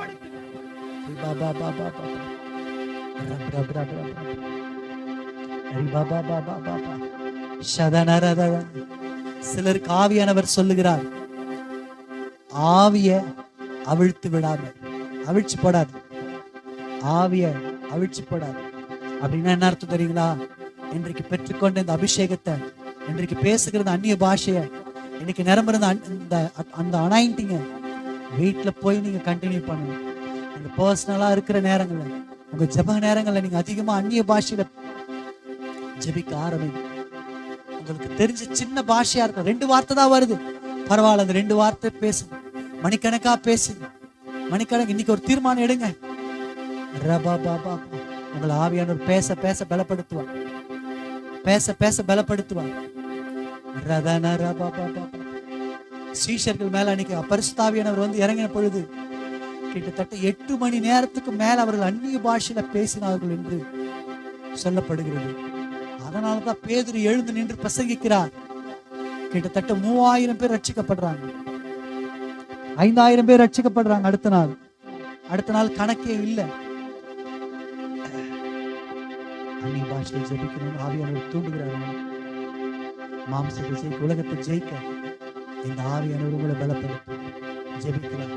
நல்ல தகப்பனே, நன்றியோடு மை துதிக்கிறோம், மை ஸ்தோத்தரிக்கிறோம். ஆசீர்வதிக்கப்பட்ட இந்த அற்புதமான நேரத்துக்காக நன்றி. எங்களை கொண்டு வந்தீர் அனாதி தீர்மானத்தினால. ஆண்டவரே, நீங்க ஏற்கனவே தீர்மானிச்சு இன்னைக்கு எங்களை கொண்டு வந்திருக்கிறீங்க. நோக்கம் இல்லாம எங்களை கொண்டு வரல, திட்டம் இல்லாம எங்களை கொண்டு வரல. ஆண்டவரே, தாயின் கர்ப்பத்தில் எங்களை பேர் சொல்லி அழைத்தவர், தாயின் கர்ப்பத்தில் எங்களை முன்குறித்து எங்களை நேத்தோ இன்னைக்கோ தெரிஞ்சு கொள்ளல. நாங்க தாயின் கர்ப்பத்தில் உருவ ஏற்பாடு நாள் முதற்கொண்டு நீங்க உங்க புத்தகத்தில் எழுதி வைத்து எங்க அவயங்கள் எல்லாம் எப்படி உருவாகணும்னு எழுதி வச்சிருக்கிறீங்க. எங்களை கண்ணும் கருத்துமா நாங்க கருவில கலைந்து போகாதபடி பாதுகாத்து இருக்கிறீங்க. உங்க கரம் ஆண்டவரே, உங்க பார்வை நாங்க கருவில் இருக்கும் பொழுதே கண்டது. எங்க மேல மிகப்பெரிய திட்டத்தை வைச்சுதான் இன்னைக்கு எங்களை கொண்டு வந்திருக்கிறீங்க. நாங்க ஜெயிக்கணுன்றதுக்காக தான் இன்னைக்கு எங்களுக்கு நீங்க வெளிப்பட்டு இருக்கிறீங்கப்பா. உமக்கு நன்றி. இந்த ஆவியானவர் அன்று ஒவ்வொரு நிமிஷமும் எங்க ஜனங்களோடு செயல்படட்டாப்பா. பஸ்ல ஏறினா அந்நிய பாஷை, சாமான் தொலைக்கும் போது அந்நிய பாஷை, வேலைக்கு போகும்போது அந்நிய பாஷை, டிரைவிங் பண்ணும்போது அந்நிய பாஷை, எல்லா நேரங்களையும் அந்நிய பாஷையில அன்று இந்த ஆவியானுடைய அனாயிண்டிங்ல இருக்க உடைய பிள்ளைகளை பாதுகாத்துக்கொள். சத்ரு ஒரு நாள் இந்த அபிஷேகத்தை திருடாதபடிக்கு நாங்க ஆண்டவரே வழி அருகே இருக்கிற நிலத்தை போல இருக்கக்கூடாது. ஆண்டவரே, நாங்க கற்பாறை நிறமா இருக்கக்கூடாது. இன்னைக்கு ஆவியானவர் எல்லாத்தையும் மாத்திட்டீங்க. நாங்க நம்புகிறோம், நல்ல நிலமா மாத்திட்டீங்க. இன்னைக்கு விதைக்கப்பட்ட விதை 30, 60, 100 பலன் தந்து என் ஜனங்கள் கனி கொடுக்கிறவர்களாய் மாறட்டேன் நான் ஜெபிக்கிறேன். அன்னைக்கு எசேக்கியேலை கொண்டு போய் எலும்புகள் நிறைந்த பள்ளத்தாக்கில் வைத்து இவைகள் உயிரடையுமா கேட்டீர் ஆண்டவரே. அன்றைக்கு அவைகள் எல்லாம் உயிரடைந்தது போல இன்னைக்கு இருக்கிற ஆண்டவரே என் ஜனங்கள் பலவீனத்தோடு வந்திருக்கிறவங்க ஆண்டவரே, தீர்க்கதரிசியா நான் சொல்லுகிறேன், கர்த்தருடைய வார்த்தை பேசுகிறேன், எலும்புகள் உயிரடையட்டும். இங்கே இந்த வார்த்தை கேட்கிறவர்கள் உயிரடையட்டும், கடி கொடுக்கட்டும், பலன் கொடுக்கட்டும். அப்படி நீர் எழும்பி நிற்க செய்து யுத்த வீரர்களாய்வுகளை மாற்றப் போகிறது கைநாள் தொடர்ந்து நடத்தும். ஆவியானவர் பொறுப்பெடுத்துக் கொள்ளும். இந்த தேசத்தை பாதுகாத்துக்கொள், ஆளுகை செய்கிற தலைவர்களை பொறுப்பெடுத்துக்கொள். கரத்துல ஒப்பு கொடுக்கிறோம். அன்றே வியாதியோடு வந்திருந்தா வியாதியை மாற்றும். இந்த மாதங்கள்ல இந்த வாரங்கள்ல திருமண நாள் பிறந்த நாளை சந்திக்கிற ஒவ்வொரு பிள்ளைகளையும் ஆசீர்வதி, பாதுகாத்துக்குள், ஆவியானோர் பலப்படுத்து. எல்லா துதிகன மகிமும் செலுத்துக. இயேசு கிறிஸ்துவின் நாமத்தில் ஜெபிக்கிறோம் ஜீவனும் பரிசுத்தமுள்ள நல்ல பிதாவே. எல்லாரும் சேர்ந்து சொல்லுவோம். என் ஆத்துமாவே கர்த்தரை ஸ்தோத்திரி, என் முழுமையோட பரிசுத்த நாமத்தை ஸ்தோத்திரி. என் ஆத்துமாவே கர்த்தரை ஸ்தோத்திரி, கர்த்தர் செய்த சகல உபகாரங்களையும் மறவாதே. ஆமென்.